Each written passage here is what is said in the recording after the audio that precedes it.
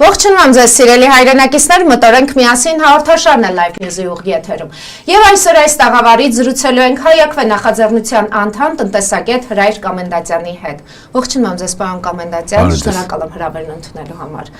Պարոն Կամենդատյան, 2026 թվականի մայիսի 4-ին եւ 5-ին Երևանում տեղի ունենալու Հայաստանի Հանրապետության եւ ԵՄ անդրանիկ գագաթնաժողովը եւ Նիկոլ Փաշինյանը ղեկավարելու այդ գագաթնաժողովը։ Եվ ինչու է մեզ թեմային անդրադառնում, որովհետև վերջին շրջանում շատ հաճախ է քննարկվում նույնիսկ պետական մակարդակով ԵՄ թե ԵԱՏՄ,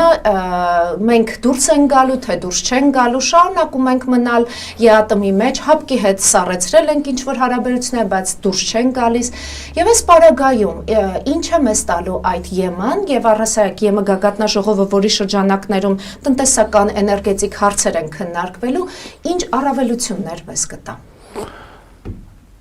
Ես երկու օր առաջ առաջարկ Հայաստանին թեմատիկ քննարկման եմ մասնակցում եւ այդտեղ հավաքվել էին բազմաթիվ խելացի մարդիկ իրական տնտեսական ոլորտում եւ աշխատանքի փորձ ունեցող եւ տեսական աշխատանքի հաջողություններ գրանցած մարդիկ։ Այդտեղ մենք քննարկել ենք մի հետաքրքիր հարց, որքանով է պատճառաբանված, չեմ ասում արդարացված, որտեղ արդարությունը եւ ներկա իշխանությունները իրար հետ աղերս չունեն եւ ոչ մի առանցքային կետում, որքանով է պատճառաբանված, որ Հայաստանի Հանրապետության առանցին իշխանավորներ, վայ իշխանավորներ, մարդիկ ովքեր պարզապես պետական ապարատում աշխատելու իրավունք չպետք է ունենային իրենց գիտելիքներից եւ իրենց կողմից այսպես արտաթորած սանձանց մտքերի հետ կապված։ Եվ մենք հարց ենք բարձրացնում, ինչու են Հայաստանի Հանրապետության առանցին այդ իշխանավորներ կատարում հայտարարություններ, որոնք կարող են եւ պետք է եւ անկասկած կվնասեն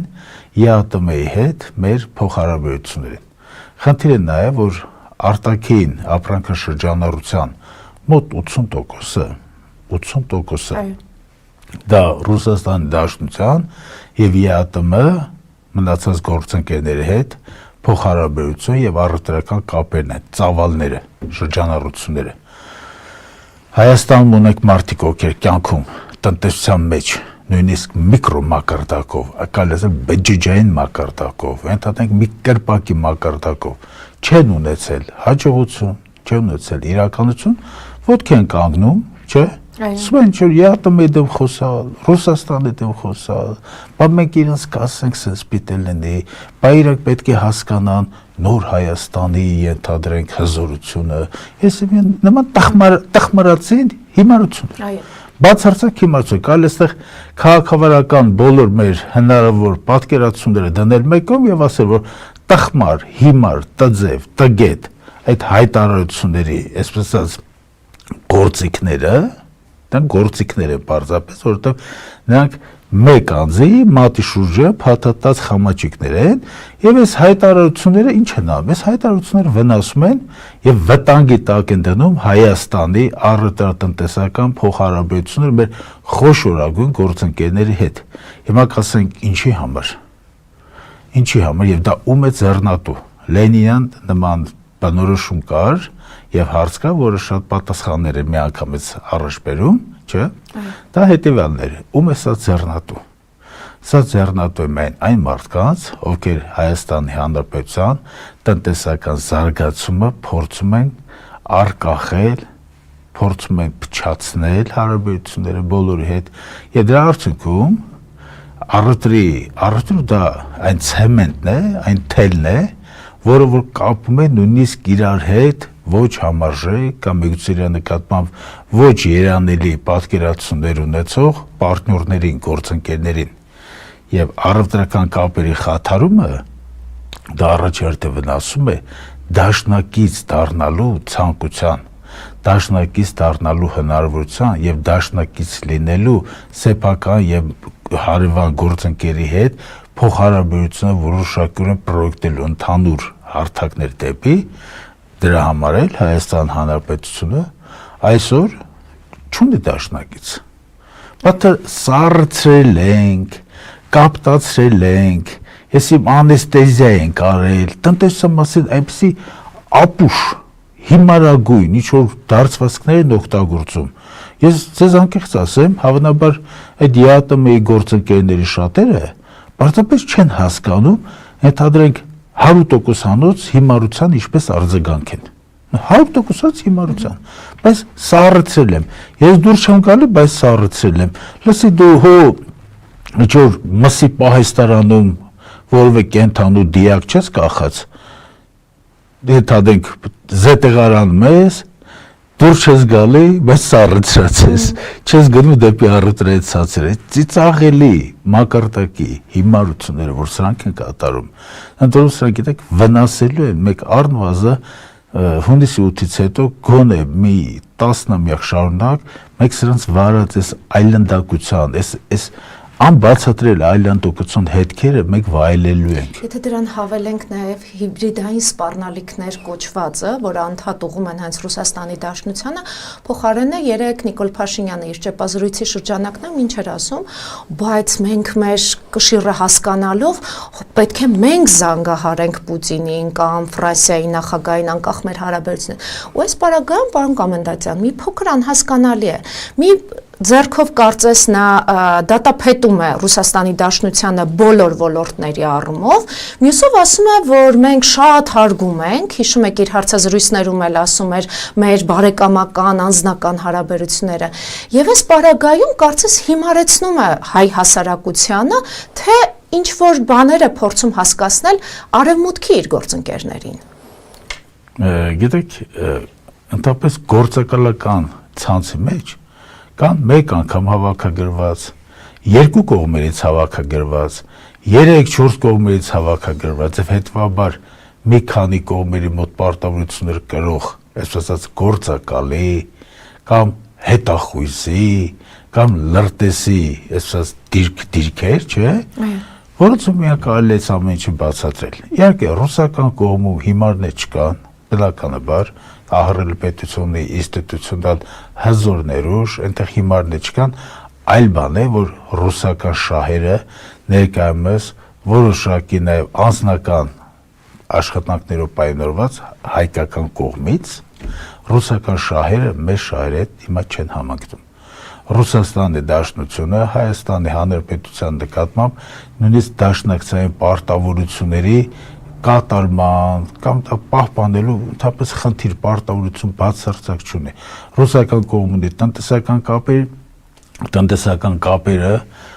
շարունակվում են, ընդորում շարունակվում են ի օգուտ ռուսական դաշնության, որովհետև ռուսական կողմը սանկցիաների տակ է, բազմատեսակ, բազմաժանր, բազմավեկտոր, անընդհատ շարունակող, անընդհատ նոր փաթեթներով եւ նրանց համար հայկական կողմի ռևերանսները, այս ճամարտակությունները, ես անկեղծ ասում եմ, ճամարտակությունները ոչինչ չեն ստեղծում։ Դա ընդհանրապես, ես հավատացում եմ, մի թոթովանքել չի քաղաքական։ Դա մի, այսպես ասած, գավառական կեղծարարի, այսպես մոնոլոգ է, չէ՞։ Այդ մոնոլոգին ոչ ես իմիջիալուց չէի լիմա որտես բանախոսացը, որտեղ այնքան անարժեք է եւ ընդհանրենք այդ նշաձողը այնքան իջեցրած է, որ նույնիսկ այդ անձնավորության հայտարարությունները, եթե նա նույնիսկ, չէ, այդ ամբիոնի մոտ ելույթուն նա որոշակի հանդերձով, այսպես մանկապատանեկական այդ ժանրի, չէ, ինչ-որ փառատոնային, ոչինչ չի փոխվելու։ Նրա ասածը ոչ ոք ոչ լսում է, ոչ էլ նրա ասածով առաջնորդում է եւ ոչ էլ պետք է, որտեվ այդ անձը եւ այդ հեռացող խմբակի մնացել է մոտավորապես 2 ամիս, ոչ ավել, արդեն 72-73 օր։ Եթե այդ անձի հռետորաբանությանը չանդրադառնալով իր գործունեությունը դիտարկենք, պարոն Կոմենդանտյան, ընտրություններից առաջ այդ նույն խմբավորումը 10,000 դրամով ավելացրեց թոշակը։ Բայց փոխարենը մենք տեսնում ենք ինչպիսի աղմուկ բարձրացավ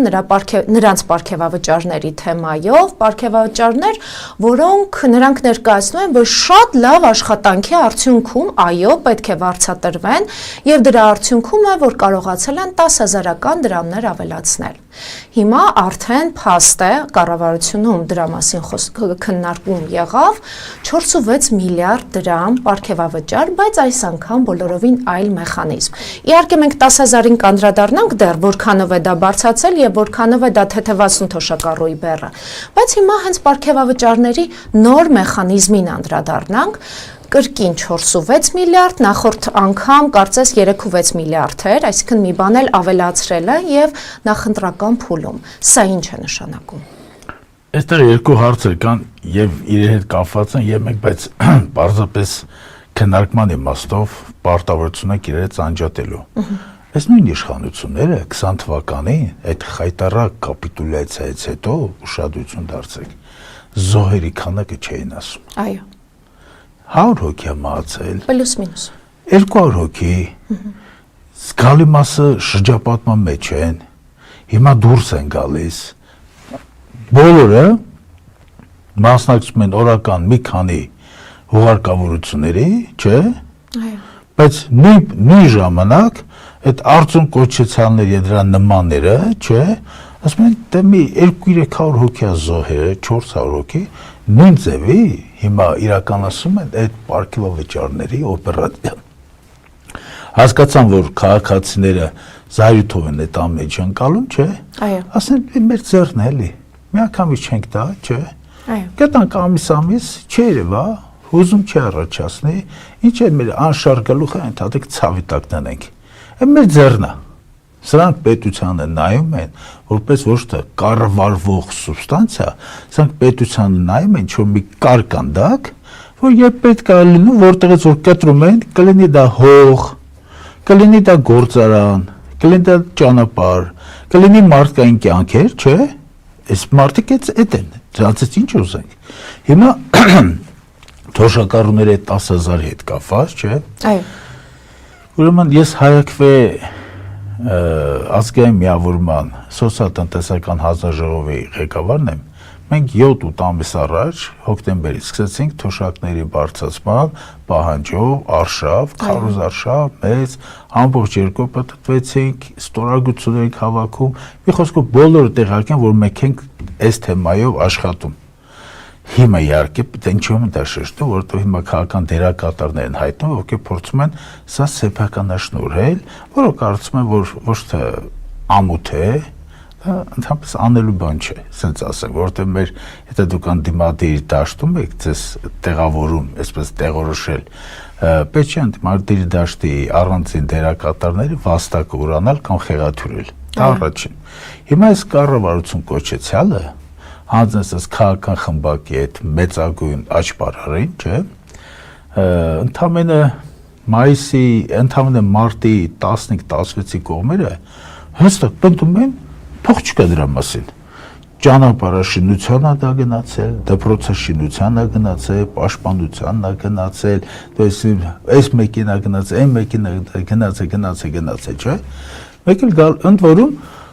այդ բոլորի մեջ իր եռանդով աչքի ընկնում այդ աշխատանքի եւ սոցիալական հարցերի նախարարը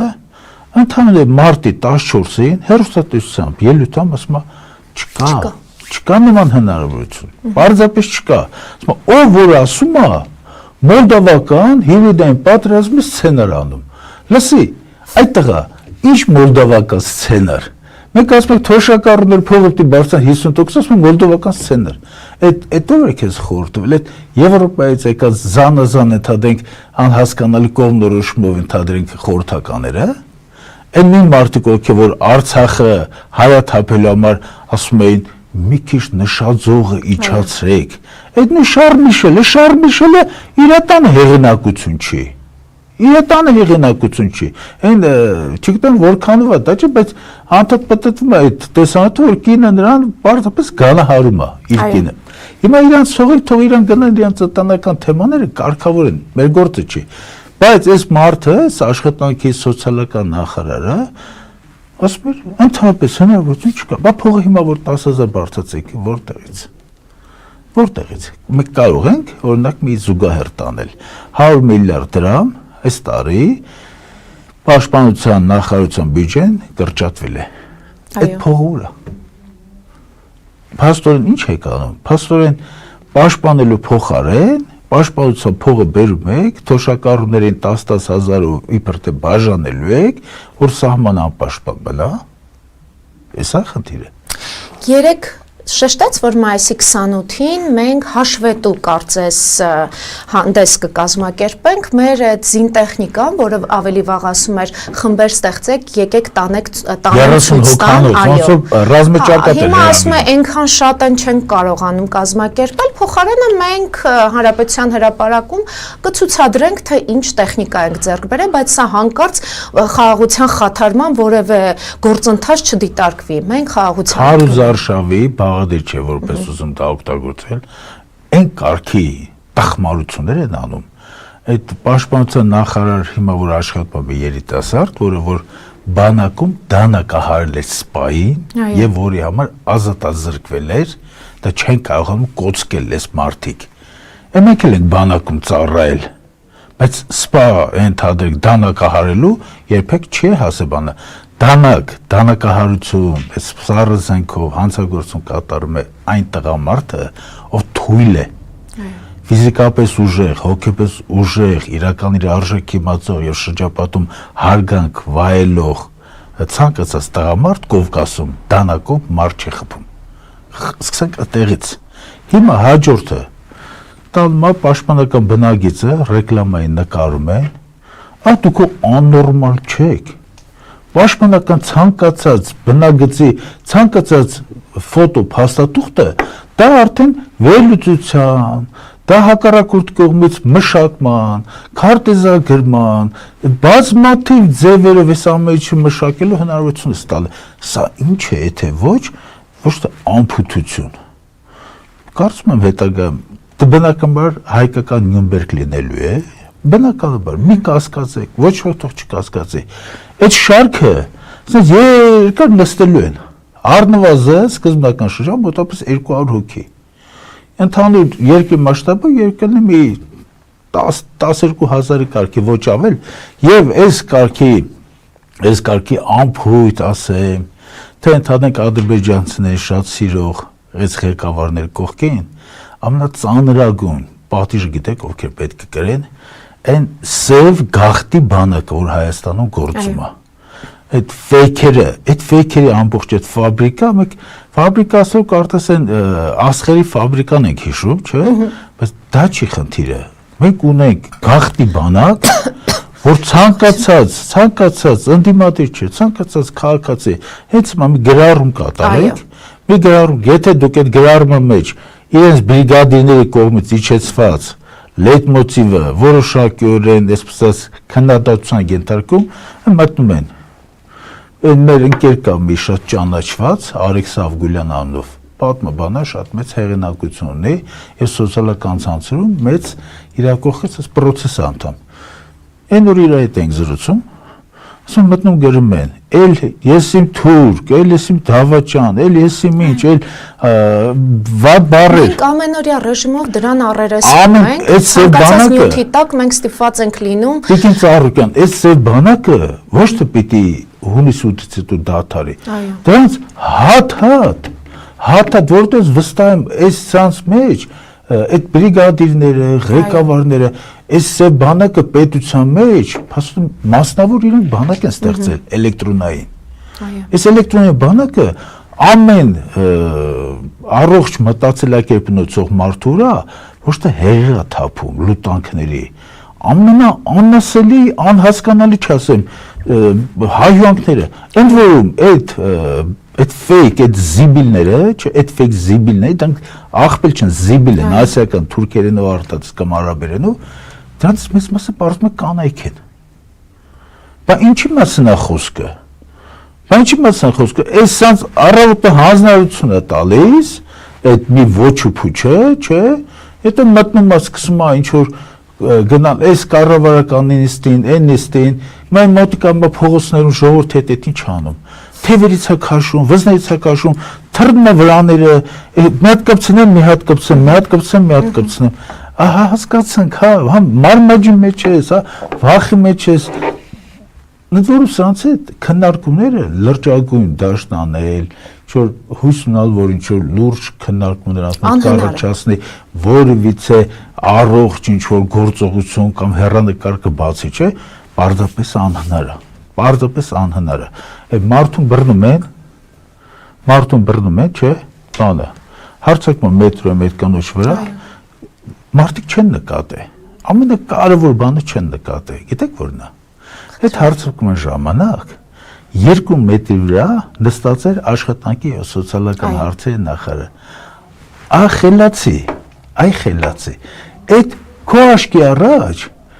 նոր մանկան ինստիտուտը ոչ թե քանդում են։ Նոր եւ մանկան ինստիտուտը ոչ թե աղավաղում են,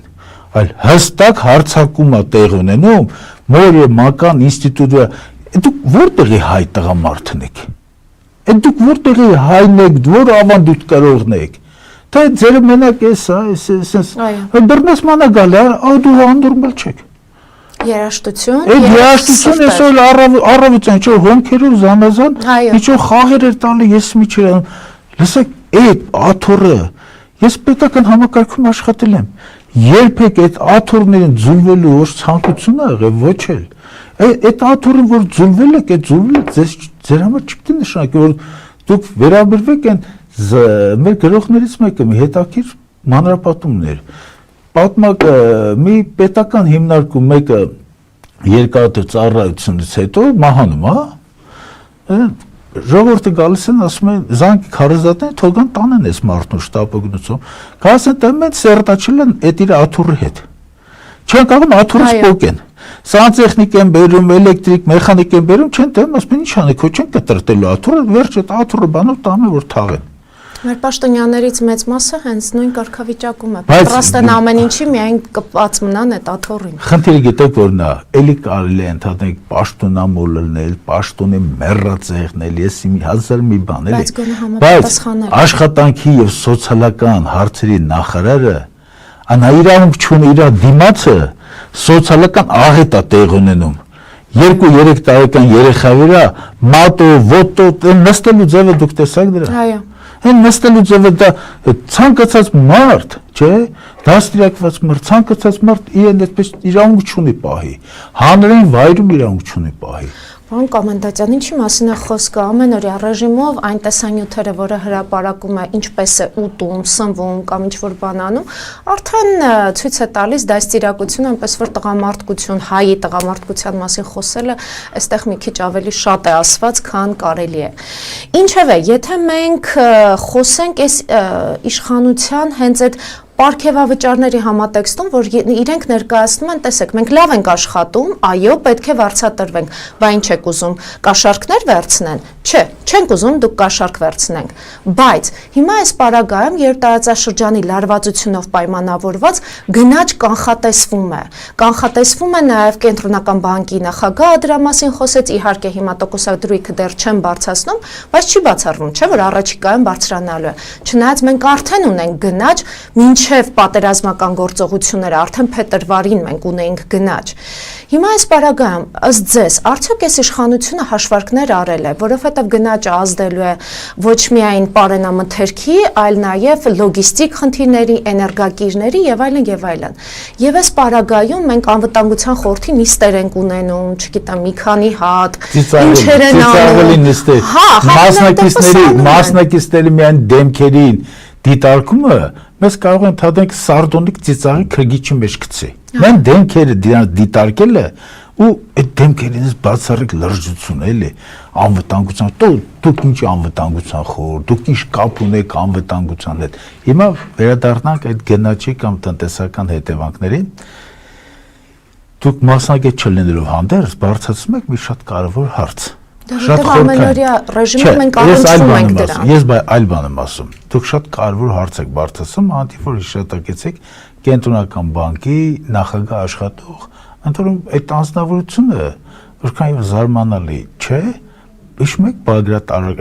Բաբկեն Արաքցյան կար ՀՀՇ-ի կարկառում, իր փեսանա։ Լերի պատահական։ Ինչպես որ ընդհանրենք Վարդանյան կար փող վարչապետ էր ինչ բավականին աշխուժ մարդ է ստվերային ինչ որ բաներով դրա բարեկամներն են տեղավորված ազգային ժողովում մի քանի պատվիրակներ, պատգամավորներ կան, նույն եթե ՀՇ-ական այդ ամեն ինչ ձախողած քաղաքական, այսպես ասած, խմբակի հիմա բաներն են, երկրորդ, երրորդ սերունդներն են, արդեն դրանց տղաներն են դուրս գալի քաղաքականություն, հիմա դրանց թոռներն են մտնում։ Հիմա կոնկրետ այդ կենտրոնական բանկի ղեկավարի հետ կապված այս ծառայությունը կենտրոնական բանկը մեր մոտ մի ընդհանուր խնդիր ունի։ Օրենքով իր համար, այսպես ասած, որոշված։ Դա գնաճի պահպանումն է սահմանված չափերի մեջ, դրանից են կողմ այս կառույցը ոչինչով զբաղված չի։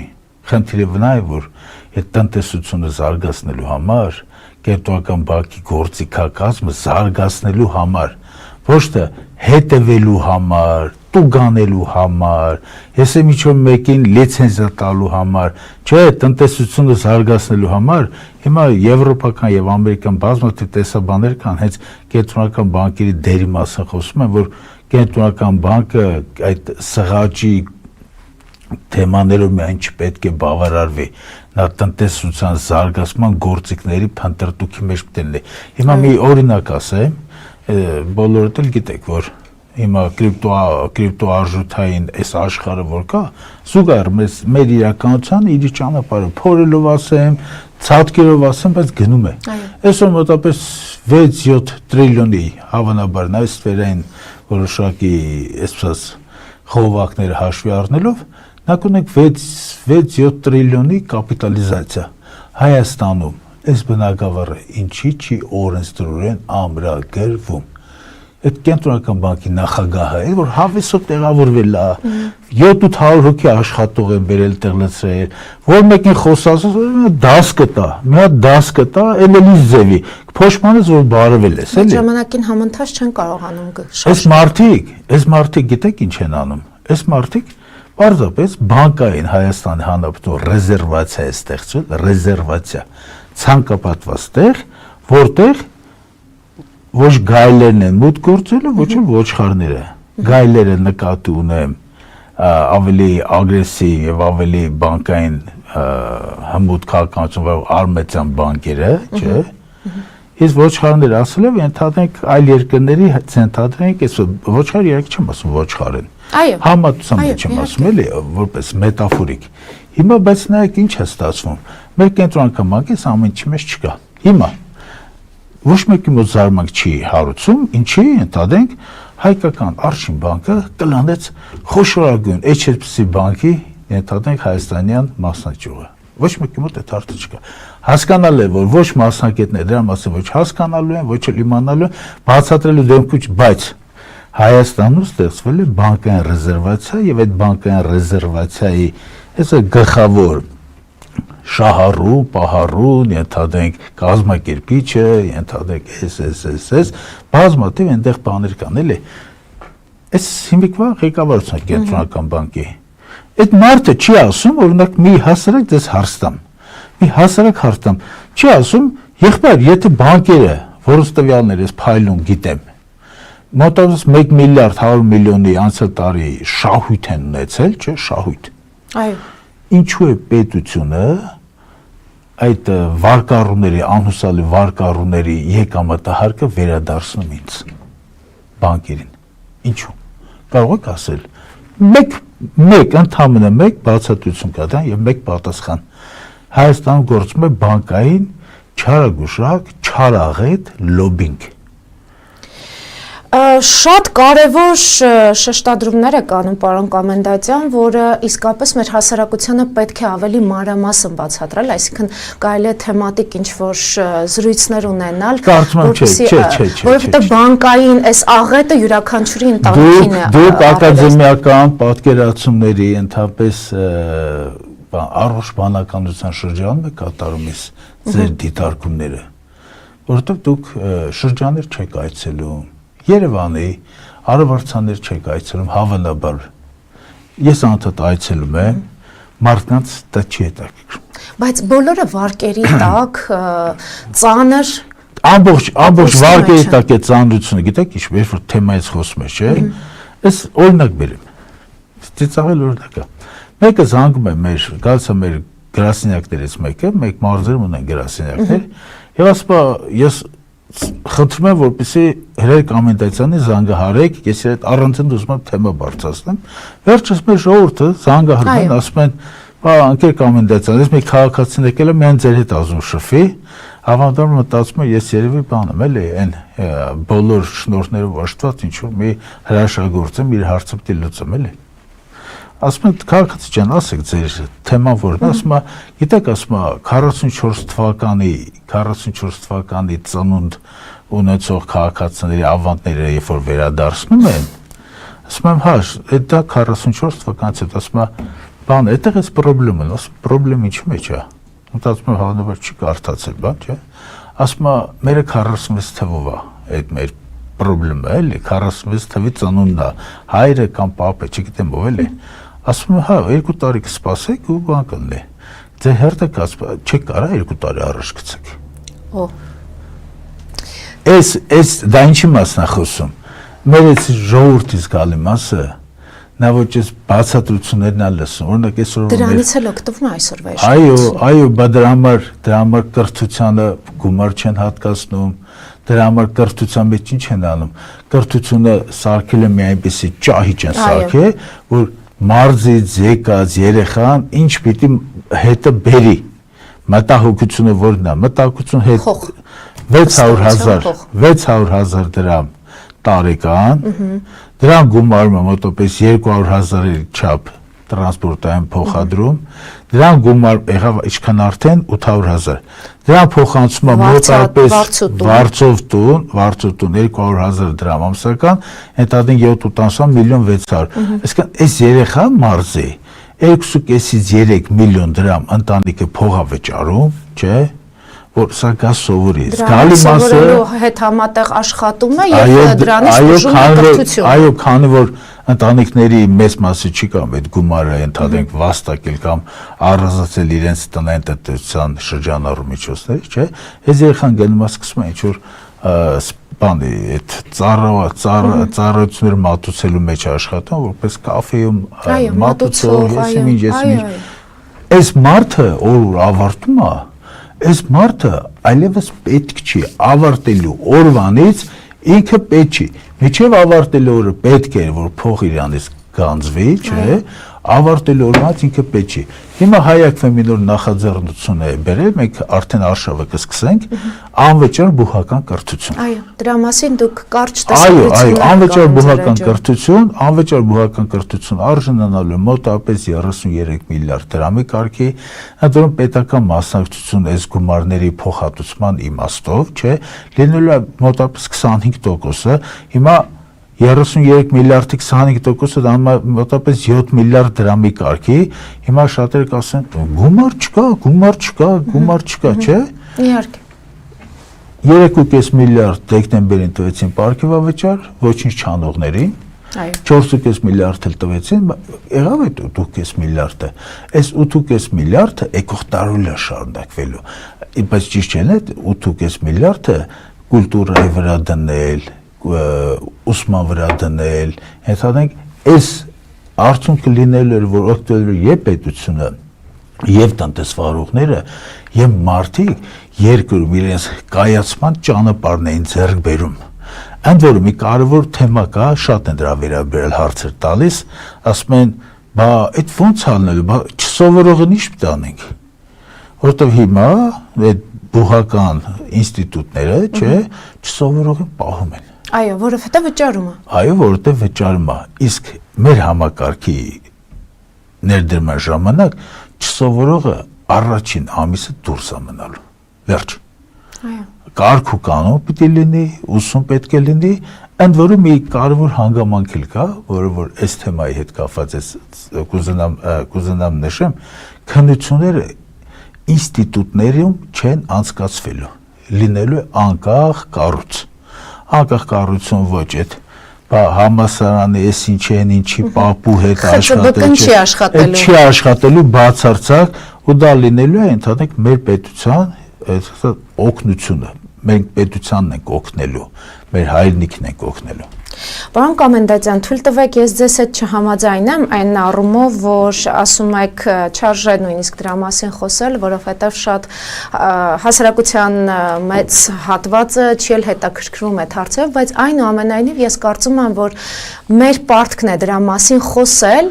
մեկ չեն լսի, երկուս չեն լսի, երրորդը գուցե ինչ-որ մի բառ նրանց հետաքրքրի, փորձեն հասկանալ եւ այս թեմաները շատ կարեւոր են։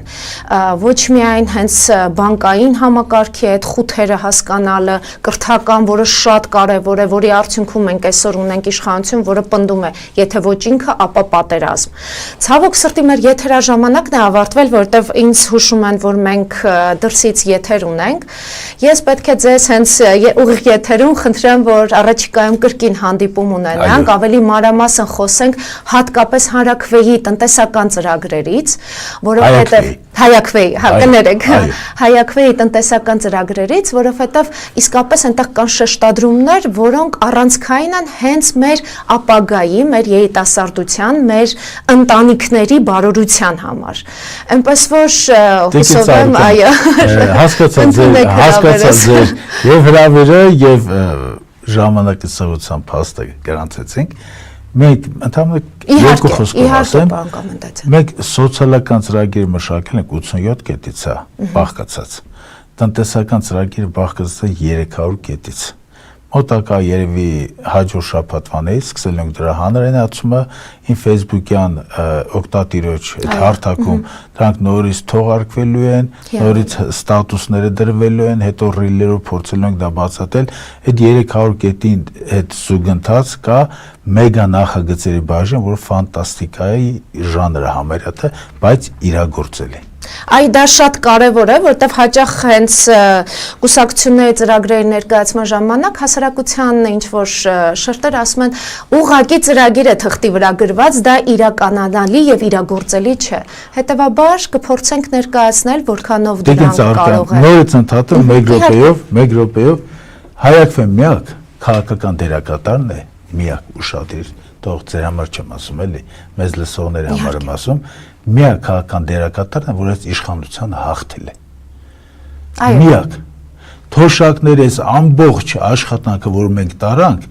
մենք թոշակառուների համար այդ հաղթանակը բերեցինք։ Ով ինչ ուզում է հիմա խոսա, պետք է հիշեն եւ գնահատեն մեր տարած աշխատանքը։ Մենք ժամանակին արել ենք ստորագրահավաք Արցախի համար, դրանից հետո դիտորդական երկու հաջողված առաքելություն ենք իրականացել Գյումրիում եւ բանում, Էջմիածնում, չէ։ Երրորդը դա թոշակների ամբողջ աշանը, որ մենք հաջողությամբ սրանց պարտության ենք մատնել։ Աստված տա հունիսի 7-ին վերջնական պարտության մատնենք եւ Հայաստանի Հանրապետությունը իր գոյությունը մենք չենք մատելու։ Դա հայկական պետությանը մեր պարտավորությունն է։ Հարատև ազգային պետության համար դա մեր պարտավորությունն է, մենք անձնական տեղ խնդիրներ կամ նկատառումներ չունենք։ Շնորհակալ եմ ձեզ, ես եմ շնորհակալ։ Շնորհակալ եմ նաև ձեզ, սիրելի հայրենակիցներ, հիշեցնեմ իմ հյուրներ Հայաքվե նախաձեռնության անդամ, տնտեսագետ Հրայր Կոմենդանտյանը։ Եղեք խաղ եւ խաղաղություն մեր հայրենիքին եւ Աստված օգնական մեզ բոլորիս։